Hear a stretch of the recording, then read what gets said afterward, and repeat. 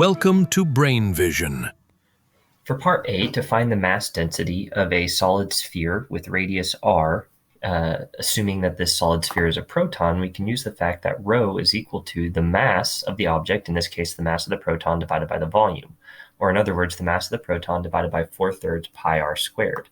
So for the mass of the proton, we use 1.67 times 10 to the minus 27 kilograms, and the r value that's given. We find that this is equal to 3.99 times 10 to the 17.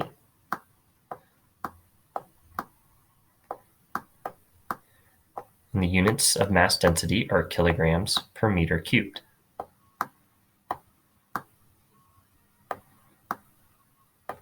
We can box that in as our solution for A. For the next question, it says that we have an electron with the same mass density value as the proton, and it wants us to find the radius of the electron.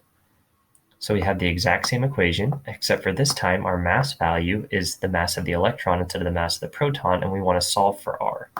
So we find, rearranging that equation, we find that r is equal to, since it's squared, is equal to the square root of the mass, in this case the mass of the electron, divided by 4/3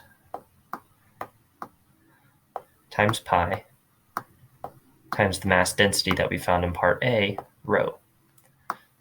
So plugging these values in, and we find that the radius for the electron would have to be 81.7 times 10 to the minus 15 meters.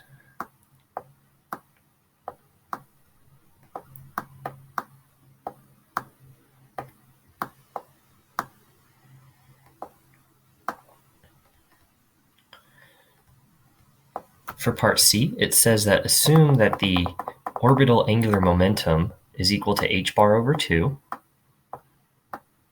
So that's from the spin of the electron, and now assume that it has the same type of classical angular momentum. We want to solve for the velocity of something that's going around the edge of the electron or at the equator of the electron. We want to figure out the velocity at the equator.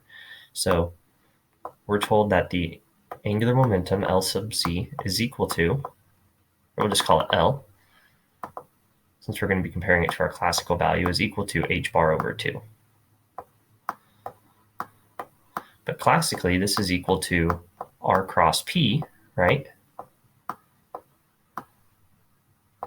Which is equal to r cross mv, or since it's at 90 degrees, r times m, this is the mass of the electron, times v. And r is the value for r that we found in part B. So solving for v, we find that the velocity value here is equal to h bar divided by 2 times r times m sub e. So plugging in our value for h bar, as well as our mass of the electron, 9.1 times 10 to the minus 31 kilograms, and the value of r we found in part B, we find that the speed here, v, is equal to 1.77 times 10 to the 12 meters per second.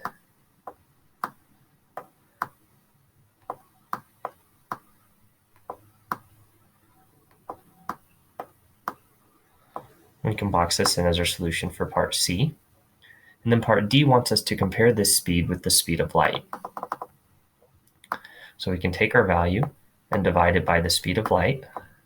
We find that v over c is equal to, and c is 3 times 10 to the 8 meters per second, so this is equal to 5.9 times 10 to the 3rd.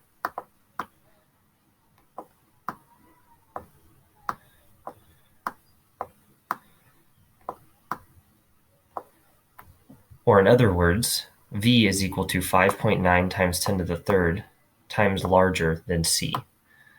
Well, of course, nothing can go faster than the speed of light, so we know this isn't possible, which is why spin is not the same thing as classical angular momentum. It's a completely different value. It's an intrinsic angular momentum, which has more to do with the polarity of the object.